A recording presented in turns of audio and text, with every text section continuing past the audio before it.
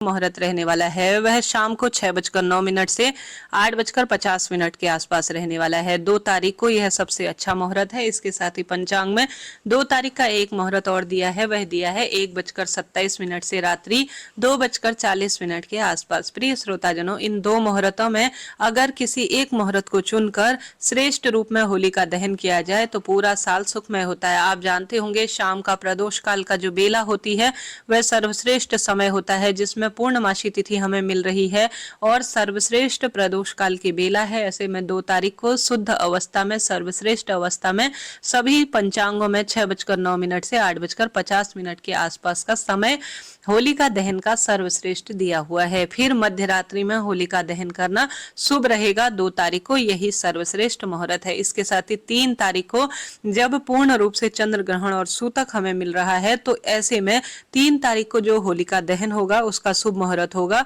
चंद्र ग्रहण सूतक समाप्त होने के बाद। रात्रि को 6:40 से हमें ग्रहण समापन की ओर मिलेगा। उसके बाद 6:40 से 8:45 के आसपास तक आप सभी अगर होलिका दहन कर लेते हैं तो उत्तम और श्रेष्ठता के रूप में इसे जाना जाता है। आइए जानते हैं होलिका की अग्नि में कौन सी चीज आपको डालनी है ताकि रोग दोष कष्ट संकट पीड़ा दुख दारिद्रता का अंत हो और शारीरिक मानसिक आर्थिक बंध पीड़ा से भी मुक्ति मिले और पूरा परिवार सुख पाए। आप जानते होंगे शास्त्रों में ऐसा वर्णित है कि होलिका की जो अग्नि होती है वह एक तरह से बहुत शुद्ध होती है और यह एक अनुष्ठान और एक महान यज्ञ समान मनाई जाती है, जिसमें सभी अपनी इच्छा शक्ति सामर्थ्य अनुसार कोई ना कोई वस्तु समर्पित करते हैं और इसका संबंध नवग्रहों से भी होता है। और होलिका की जो अग्नि होती है वह जहां जहां तक प्रकाशित होती है, कहा जाता है वह स्थान अपने आप में पावन और पवित्र हो जाता है। होली को दारुण रात्रि भी कहा जाता है। जैसे कि आप जानते होंगे शिवरात्रि, होलिका की रात्रि और दुर्गा अष्टमी की रात्रि, ये जो दिवाली की रात्रि होती है, यह हवन पूजन मंत्र जाप और अन्य कार्यों के लिए सर्वश्रेष्ठ मानी गई है। हार रहे हैं दुख पा रहे हैं तो इन रात्रियों का खूब लाभ उठाया।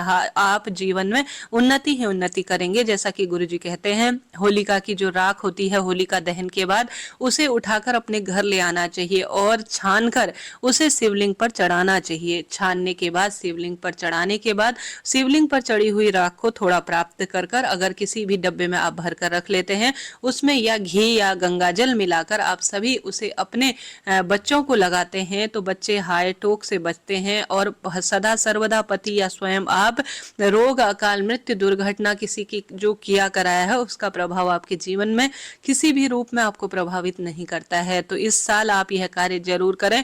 होली की राख तो आप लाते ही होंगे, परंतु इस बात का ध्यान रखें सिर्फ उपलों की जो राख होती है बहुत छांट कर ध्यान से समझकर, जहां पर उपला जला होगा ना गोबर का कंडा, उसी स्थान से आपको राख उठानी है, उसे छानना है और उसे शिवलिंग पर चढ़ाना है। इस बात का ध्यान रखें। फिर उसे डब्बे में भरकर अपने प्रयोग में लेना है, शिवलिंग पर जरूर चढ़ाना है, उसके बाद उसे प्राप्त करना है। घर पर भी यह कार्य आप कर सकते हैं, इससे भी लाभ मिलता है। इसके साथ ही जैसा कि आप जानते होंगे इस बार सूतक है। 3 तारीख को सुबह 6:40 से सूतक शुरू होगा और शाम को 6:40 के आसपास तक इसका समापन रहेगा। इसके बाद ही भगवान जी को स्पर्श किया जाएगा। 6 तारीख जो यह 3 तारीख है, इस दिन जो है सुबह 6:20 से हम सभी को भगवान को स्पर्श नहीं करना होगा। उसके पहले पहले ही आप अपने पूजा आराधना को संपूर्ण कर लीजिएगा।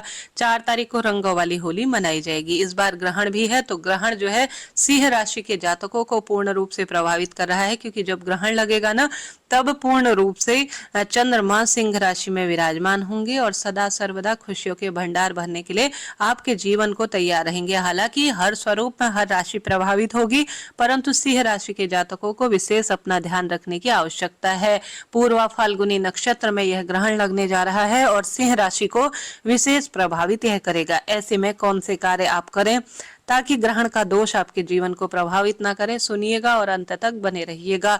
सबसे पहले एक सर्वश्रेष्ठ उपाय देखिए, होलिका की अग्नि में कई चीजें डाली जाती हैं, आप जानते होंगे। इसी में से एक वस्तु है वह है विशेष तौर पर राई। देखिए सरसों का अपना संबंध नवग्रहों से होता है, माँ लक्ष्मी से संबंध होता है। सबसे पहले होली की अग्नि में डाली जाती है उपले अर्थात गाय की गोबर, जो कि सबसे शुद्ध और श्रेष्ठ मानी जाती है। तो आप अपने घर के आसपास जहां पर भी चौराहे पर अग्नि प्रज्वलित हो रही हो, होलिका का दहन हो, वहां अपनी इच्छा शक्ति सामर्थ्य अनुसार घर के सभी सदस्यों के हाथ का स्पर्श कराकर सबसे पहले आप सभी गोबर के कंडे, ज्यादा कुछ बड़ा नहीं कर सकते हैं तो यह तो जरूर समर्पित कर कर आए। दूसरी चीज डाली जाती है काली तिल। काली तिल का संबंध शास्त्रों में शनि, राहु, पितृ दोष इत्यादि से जाना जाता है, तो काली तिल आप जो जलती हुई अग्नि है उसमें समर्पित करें। तीसरी चीज डाली जाती है लौंग। लौंग का जोड़ा बताशे के साथ पान के पत्ते के ऊपर रखकर, अगर घी में डुबोकर लौंग का और पान के पत्ते को बताशे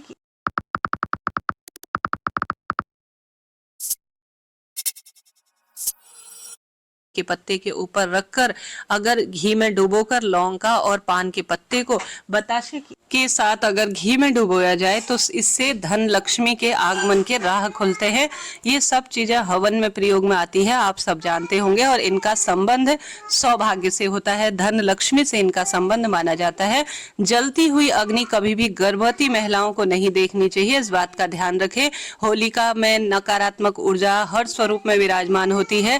जिन बच्चों के बाल अभी उतरे नहीं होते हैं, जिनकी शादी का पहला साल होता है, सास बहू को अभी एक साथ होली नहीं देखनी चाहिए जल्दी हुई, इस बात का ध्यान रखें। एक ऐसा उपाय जो कि आपके सौभाग्य में बढ़ोतरी कर सकता है, दुख दारिद्रता का अंत कर सकता है, सुने और अंत तक बने रहे। एक धागा लीजिए, लाल पीला कैसा भी धागा हो वह आपको लेना है। नरसिंह भगवान और अवधूतेश्वर महादेव का नाम लीजिए 7 बार। जो व्यक्ति क्रोधी है, उत्पन्न करता है, जिसका हमेशा ही व्यक्तित्व तेजस्वी स्वभाव उग्र रहता है और जिसके बच्चों की कोई दिक्कत है, कंसीव नहीं हो रहा है, हर स्वरूप में परेशान है, सर से लेकर पैर तक उस व्यक्ति का आपको नाम लेना चाहिए 7 बार। काला, पीला या लाल किसी भी स्वरूप में कोई सा भी धागा, ठीक है। नाम कौन से लेना है? अवधूतेश्वर महादेव और नरसिंह भगवान का नाम। हिरण्यकश्यप का वध किया था नरसिंह भगवान ने और इसमें उनका जन्म माना जाता है, इस कारण से होलिका दहन के समान नरसिंह जो है स्रोत या श्री नारायण के मंत्रों का जाप किया जाए, श्री नारायण के नरसिंह भगवान स्वरूप का ध्यान किया जाए, काशी विश्वनाथ भगवान का, अवधूतेश्वर महादेव का ध्यान किया जाए। जो शराब गुटखा का सेवन करते हैं, कोई लत लग गई है, हाइटो दुर्घटना ज्यादा होती है, तो सर से लेकर पैर तक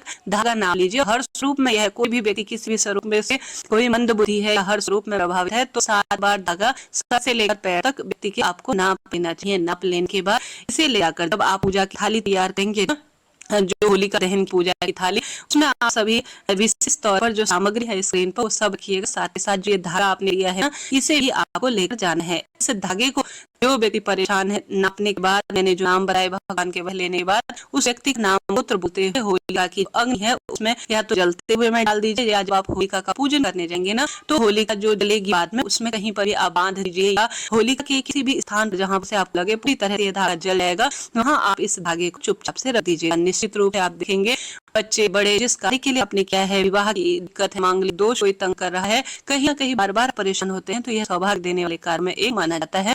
करके देखिएगा, यह सिर्फ साल भर एक बार किया जाता है, 7 बार नापना जरूर है, इस बात का ध्यान रखिएगा। तो होलिका दहन का यह 7 बार धागे का उपाय आपको एक बार प्रैक्टिकल रूप में करना जरूर है, इसे अनंत अनंत गुना लाभ मिलता है और